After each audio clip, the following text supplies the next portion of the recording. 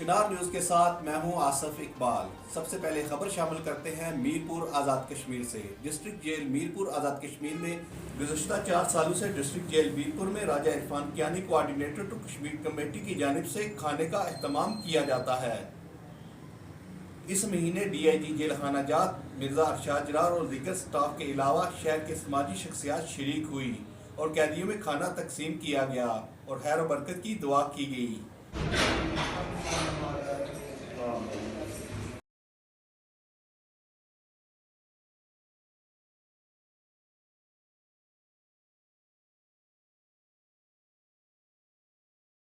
ये थी अब तक की ताज़ा तरीन खबरें। मज़ीद खबरों और अपडेट्स के लिए देखते रहिए चिनार न्यूज़ मीरपुर आज़ाद कश्मीर।